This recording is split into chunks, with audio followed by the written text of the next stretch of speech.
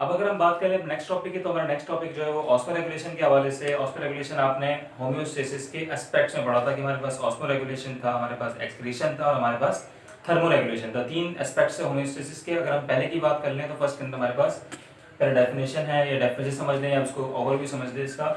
It involves maintaining a balance between the water and solute content of a cell. इसके अंदर हम बात करते हैं सॉल्यूट की, इसके अंदर हम बात करते हैं वाटर की। सॉल्यूट एंड वाटर की जब हम एक साथ बात कर रहे होते हैं, ये सॉल्यूट एंड वाटर किसी भी सेल के अंदर अगर हम देख रहे होते हैं तो हम ऑस्मो रेगुलेशन के अंदर उसको पढ़ते हैं। नेक्स्ट टॉपिक हमारे पास water relation of a cell के। वाटर का क्या रिलेशन है सेल के साथ। Water is a biological solvent which drives out of the metabolic activities. Water जो है बहुत ज़्यादा इंपॉर्टेंट सॉल्वेंट है, क्योंकि मेनली एक्टिविटीज जो है वो वाटर के ऊपर ही परफॉर्म की जा रही होती हैं। अगर कोई इंसान डिहाइड्रेट है और वो कंटिन्यूसली डिहाइड्रेशन में चल रहा है तो फिर उसके अंदर मेटाबॉलिज्म भी स्लो डाउन हो जाता है और रुक जाता है।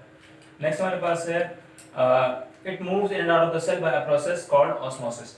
अब वाटर के अंदर खासियत ये होती है कि सेल के अंदर और सेल के बाहर जाता है थ्रू ऑस्मोसिस। अब ऑस्मोसिस क्या होता है?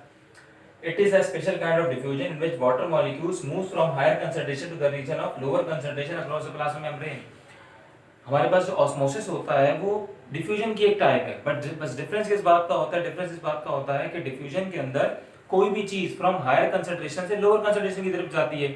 अब कोई भी चीज से हम मुराद है, फॉर एग्जांपल अगर आप यहाँ परफ्यूम स्प्रे कर दें तो उस परफ्यूम की जो स्मेल है आपके पास वो काफी आगे तक जा रही है, पूरे रूम में फैल रही होगी। रीजन क्या है उसका? कि गैस के मॉलिक्यूल्स जो होते हैं, इस तरह आपके पास दूसरे मॉलिक्यूल्स जो होते हैं वो ट्रेवल करते हैं from higher region to lower region, it's called diffusion. लेकिन ऑस्मोसिस की जब हम बात करते हैं तो हमारे पास प्लाज्मा मेम्ब्रेन उसमें आ जाती है, या हमारे पास सेमी परमिएबल मेम्ब्रेन। अगर हम किसी सेल की बात कर रहे हैं तो हम कहते हैं उसके अंदर कि यहाँ प्लाज्मा मेम्ब्रेन है। और अगर हम बात कर लें किसी भी दूसरी चीज़ों की जहाँ हम फिजिकली इस एक्सपेरिमेंट को परफॉर्म कर रहे होते हैं तो उसके अंदर हम सेमी परमिएबल मेम्ब्रेन लगाते हैं। जैसे कि हमारे पास यहाँ पर है कि हमारे पास एक दोनों कंसंट्रेशन जो है वो इक्वल है।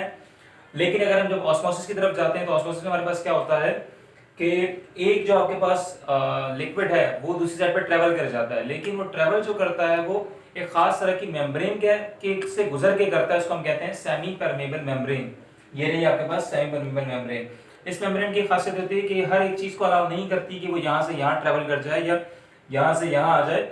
वो एक स्पेसिफिक चीजों को ही इस बात की इजाजत देती है कि एक चीज जो है वो दूसरी जगह ट्रांसफर हो जाए। मेन टॉपिक क्या था इसके अंदर कि डिफ्यूजन के अंदर आपके पास हायर रीजन से लोअर रीजन की तरफ जाते हैं और विदाउट एनी सेमी परमेबल जाते हैं। लेकिन अगर हम ऑस्मोसिस की बात करते हैं तो ऑस्मोसिस के अंदर हम through a semi permeable membrane, ये देख रहे हैं आप यहाँ पे, ठीक है।